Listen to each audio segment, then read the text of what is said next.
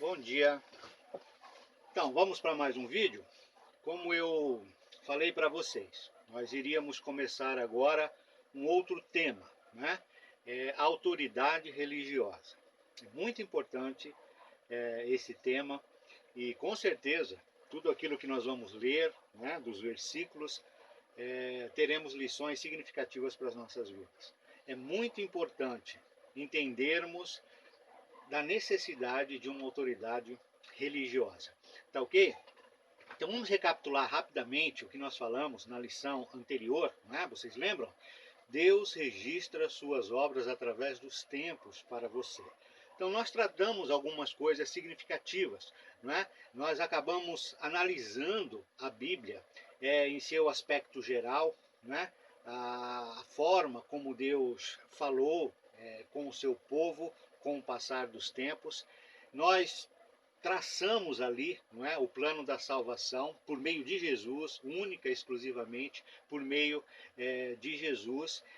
E nessa lição agora, né, nós vamos apresentar para vocês, né, eu vou tentar apresentar para vocês a Bíblia, o que a Bíblia fala sobre essa questão tão importante, né, a autoridade religiosa. Tá ok? Então vamos lá.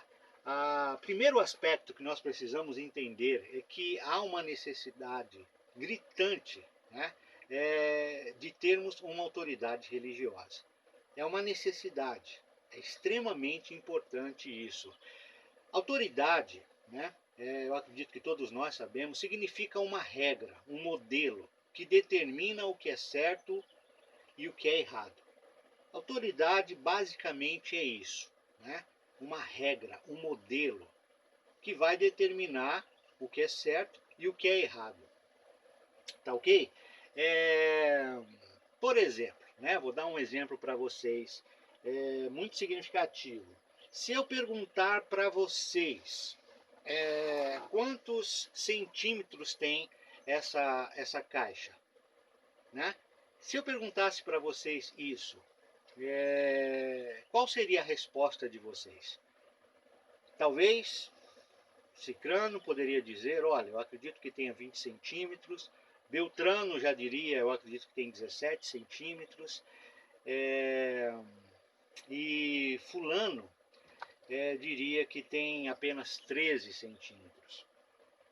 É muito interessante nós percebermos isso, porque, na verdade, nós temos opiniões diferentes aqui quanto ao tamanho dessa caixa que eu acabei de mostrar para vocês. Não é isso? Vocês concordariam comigo? Então o que a gente percebe é claramente que há necessidade de uma autoridade para determinar o cumprimento das coisas, né? E nós sabemos qual é essa autoridade. É o metro. O metro define exatamente o tamanho das coisas, o comprimento das coisas. Por que é importante nós falarmos isso? Muito importante falarmos isso. Se nós não tivermos essa autoridade, esse padrão, né, a gente vai ficar sem saber se foi fulano, beltrano, ciclano que estava certo ou não com relação ao tamanho dessa caixa. Porque cada um deu uma opinião diferente, deu uma sugestão diferente. Se não fosse o metro, se nós não tivéssemos como pegar um metro, colocar nessa caixa e sabermos de fato quantos centímetros ela mede, imagina a confusão, imagina os problemas que nós teríamos relacionado ao comprimento das coisas. Comprimento das coisas, certo? Todos nós concordamos, né, que essa autoridade, né, é essencial nesse setor, né? Nem imaginaríamos, por exemplo, dar uma casa para um pedreiro construir se nós soubéssemos que ele de forma nenhuma usaria uma trena, usaria um metro, ele simplesmente faria as coisas no olho, né? Nós não faríamos isso, porque com certeza no final essa nossa casa estaria numa condição muito delicada, não é verdade? Em religião é extremamente importante possuir autoridade, uma autoridade que determine o que é certo e errado. Então, se nas coisas comuns da vida, né, a metragem das coisas, o peso das coisas, nós precisamos muito de uma autoridade. Imagina nas questões religiosas. Como nós precisamos de uma autoridade que determine o que é certo e o que é errado. E aí a gente, na prática, a gente olha as coisas e percebe que nesse mundo religioso, né, já que tem muitas igrejas, a gente percebe que essas igrejas anunciam, não é, a fé cristã, todas elas alegam que creem em Jesus, todas elas confessam, né, que Deus criou todas as coisas, mas é interessante como a gente vê, né, os ensinamentos dessas muitas igrejas totalmente contraditórios. Uma fala uma coisa, a outra já fala diferente, e assim vai. Né? É esse o contexto do mundo religioso. E o que isso gera? Isso acaba gerando um caos religioso e a famosa divisão. Né?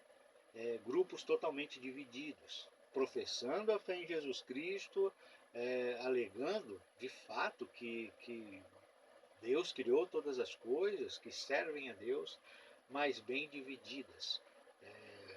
E isso define bem esse caos religioso em que a gente vive. Então a verdade é o seguinte: quando a gente percebe, né, que uma autoridade precisa ser definida, né, em questões religiosas, o homem ele precisa praticamente gritar e pedir socorro. Ele precisa muito de uma autoridade. Ele tem que ter algo que vai ajudá-lo a definir o que é certo e errado. Porque se não for isso, então fica realmente sem condições de buscar a Deus, de servir a Deus, a não ser que a gente acredite que esse caos religioso de fato é o padrão, né? É a regra, é o modelo. Mas é um absurdo, né? Se a gente está querendo fazer as coisas dentro de um contexto onde Deus exerce a primazia, onde Deus é o, é o chefe, vamos dizer assim, que comanda, que controla, acreditar num caos, acreditar numa divisão. Né? Lembra da caixinha que eu acabei de colocar? Né? Fulano diz que tem 20 centímetros, Beltrano já diz que tem 17, Ciclano já diz que tem 12. E aí? A gente nunca vai chegar em um consenso, a gente nunca vai chegar num denominador comum, não é verdade? Então, qual é essa autoridade credenciada que eu devo obedecer em questões religiosas? Qual é essa autoridade? É uma pergunta que nós devemos constantemente estar fazendo a cada um de nós, tá certo? Jesus é essa nossa autoridade. É Cristo a nossa autoridade. É o único que possui autoridade para nos guiar em questões religiosas. É o único. Não existe outro que possa definir o que é certo e o que é errado em questões religiosas. Tá certo? Por que eu sei disso? Porque olha só o que é dito dele em Mateus capítulo 28. Mateus capítulo 28 diz o que? Toda autoridade me foi dada no céu e na terra. Você conhece alguma outra pessoa neste mundo que já existiu, nesses muitos séculos que esse mundo existe? Você conhece alguém que pôde ter essa autoridade de falar, olha, toda autoridade foi me dada no céu e na terra? Alguns homens, alguns impérios tentaram ter toda essa autoridade na face da terra. Não conseguiram, nem na própria terra. Homens e impérios conseguiram ter autoridade em toda a terra. Mas Jesus diz que não só em toda a terra, mas no céu. Ou seja, a autoridade de Cristo é algo além até mesmo da nossa imaginação. Deus testemunhou quanto a essa autoridade do seu Filho, de Jesus. Sabe por quê? Olha só o que diz Mateus 17. Mateus 17. Este é o meu Filho amado em quem me comprazo, a ele ouvi. O Pai confirmou toda essa autoridade que Jesus tinha. Esse é o meu Filho amado, a ele ouvi. Ou seja, né, o que Jesus falou, o que Jesus orientou, o que Jesus ensinou, é para ser ouvido, é para ser testificado nas nossas vidas. Okay? É muito importante isso. Quando Jesus fala, é, é como se fosse a palavra do próprio Deus, próprio Pai que está nos céus. Isso a gente vê, por exemplo, em João capítulo 3. Olha lá, João capítulo 3. Pois o enviado de Deus fala as palavras dele, porque Deus não dá o Espírito por medida. O enviado aqui é Jesus. E ele fala as palavras de Deus. Tá certo? Então, o que Jesus falou, o que Jesus ensinou, nós podemos ter certeza que é exatamente o que Deus dos altos céus, o Pai, queria que ele falasse.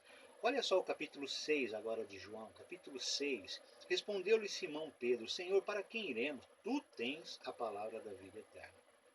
Certa feita Jesus fez essa pregação, uma pregação, e é incrível, mas chacoalhou muita gente mesmo. Existia uma multidão que estava seguindo ele, e depois dessa pregação ficaram poucos discípulos perto dele.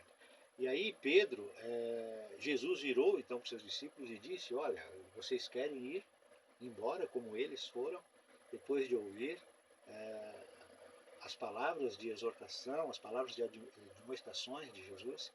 E aí Pedro, o apóstolo Pedro, dá essa resposta para Jesus, né? Senhor, para quem iremos? Tu tens a palavra da vida eterna. Pedro já tinha amadurecido o suficiente para saber que não existia outro caminho. Se eles fossem embora daquele lugar, como a grande maioria fez, eles iriam atrás de quem? Quais as palavras que iriam orientar as suas vidas em questões de religião, em questões espirituais? Porque eles já haviam entendido, só Jesus tinha as palavras, as orientações que poderia guiá-los até a vida eterna. Nós precisamos entender isso. Em questões religiosas, a autoridade sempre foi e será Cristo, pois só Ele tem toda a autoridade no céu e na terra. Só Ele, ninguém mais possui autoridade em questões de religião, em questões espirituais. Só Ele tem a capacidade de orientar e definir, de fato, o que é a coisa certa a ser seguida. Mas a gente ainda teríamos que fazer uma pergunta, não é? Como saber qual é a vontade de Cristo? Como eu sei? Tudo bem, eu entendo que Ele tem toda a autoridade nos céus e na terra, mas agora como eu entendo isso? Como eu descubro qual é essa vontade, já que é a autoridade nessa questão tão importante? Lembra, depois da ressurreição de Jesus, lembra que uma das coisas que caracteriza o nosso Mestre é que ele não sucumbiu à morte, ele não ficou ali como todos nós mortais ficamos depois da morte, não é? Simplesmente ali, sem vida, se tornando, né, aquilo de onde nós viemos um dia, que é o pó. Lembra que Jesus, não foi isso que aconteceu com ele, lembra que ele ressuscitou. Depois dessa ressurreição de Jesus, como as pessoas estavam entendendo e compreendendo, então, o que deveria definir para eles a coisa certa? Como? E aí a gente descobre que Jesus revelou a sua vontade através daqueles discípulos, né, os apóstolos que ele escolheu a dedo. Então, Jesus, de fato, morreu, né, mas diferentemente de um mártir, simplesmente, que fez uma grande obra, mas que depois sucumbiu na morte e ali ficou, né? Jesus ressuscitou. E o que ele fez então? Ele mais do que nunca determinou para os seus discípulos, depois de ressurreto. Então a própria ressurreição foi um sinal tremendo para os apóstolos, né? Eles deveriam seguir as orientações não de um líder que estava morto, mas de um líder que ressuscitou. E ele definiu então para os seus apóstolos, não? Né? Para que eles saíssem, para que eles ensinassem no mundo todas as coisas que Jesus havia ordenado, Jesus havia definido como verdadeiro. Não é isso que está em Mateus capítulo 28? Vamos ler? Mateus capítulo 28, ensinando-os a guardar todas as coisas que vos tenho ordenado. E eis que estou convosco todos os dias até a consumação do século. Então essa foi a determinação de Jesus. Jesus, assim que ressuscitou, buscou os seus discípulos, ainda num período praticamente de 40 dias que ele ficou aqui na terra, e ele mais do que nunca motivou, incentivou e ordenou para que os seus discípulos saíssem, pregassem, ensinassem. E por que isso? Porque as palavras e as orientações de Jesus eram o padrão, era o modelo realmente que ajudaria todo e qualquer cristão a saber identificar a coisa certa. E uma vez identificando, claro que o cristão fiel ele vai se esforçar para seguir, não é verdade? As pessoas então, os povos, ouviriam os mandamentos através desses apóstolos. As pessoas em todas as localidades teriam oportunidade, porque um dia chegou um discípulo, um apóstolo de Jesus, para que orientasse, ajudasse essas pessoas. A fim de garantir que esses primeiros discípulos, os apóstolos, ensinassem a verdade, Jesus prometeu-lhes ensinamentos por meio do Espírito Santo. Então, Jesus mandaria o Espírito Santo e eles, então, mais do que nunca, com esse auxílio e com essa ajuda, eles seriam capazes, então, de identificar com perfeição a vontade do Senhor. Então, eles já teriam a responsabilidade de irem para o mundo, como Jesus determinou. E com essa orientação, com o Espírito ali bem próximo, bem junto deles, eles teriam capacidade perfeitamente de lembrar de cada detalhe do que Jesus ensinou, do que Jesus falou. E é isso que realmente eles fizeram. João capítulo 16, veja bem o que fala João capítulo 16. Quando vier, porém, o Espírito da verdade, ele vos guiará toda a verdade, porque não falará por si mesmo, mas dirá tudo o que tiver ouvido e vos anunciará as coisas que hão de vir. Então, mais do que nunca, o Espírito Santo faria essa obra. O objetivo dele ter vindo era guiar esses discípulos a toda a verdade. Porque ele não falaria por si mesmo, mas diria tudo aquilo que ele tem ouvido, ele ouviu do próprio Senhor Jesus. Então, a obra do Espírito Santo é tremenda, porque ele mais do que nunca capacitou esses discípulos a saírem, não só saírem, mas realmente ensinando toda essa verdade. E se essa verdade é o padrão, se essa verdade é o modelo, então, mais do que nunca, a autoridade em questões religiosas ficou definida, por meio de Cristo e depois por essa obra maravilhosa que os apóstolos realizaram por meio, através do auxílio e da ajuda do Espírito Santo. Os apóstolos transmitiam exatamente o que o Espírito falava, exatamente aquilo que o Espírito Santo colocava em seus corações, em suas mentes. Olha só 1 Coríntios, capítulo 2. Disto também falamos não em palavras ensinadas pela sabedoria humana, mas ensinadas pelo Espírito, conferindo coisas espirituais com espirituais. Vocês percebem aqui o apóstolo Paulo falando? Ele não estava ensinando nada baseado apenas em sabedoria humana, mas ele estava ensinando aquilo que o Espírito Santo estava transmitindo para eles. Por isso a necessidade de realmente acreditarmos e confiarmos de que aquilo que está revelado na palavra de Deus é a vontade dele, com certeza. E o que os discípulos fizeram, o que a igreja fez quando esses apóstolos vinham com essas instruções, esses ensinamentos? Eles aceitaram isso não como palavra de homens, mas sim como palavra do próprio Deus. 1 Tessalonicenses 2 fala a respeito disso. Portanto, Jesus falava através do Espírito aos apóstolos. Capítulo 2 de 1 Tessalonicenses, diz o seguinte. Bom, eu vou ver o que aconteceu aqui, tá ok? E dou sequência então no vídeo logo em seguida, tá bom?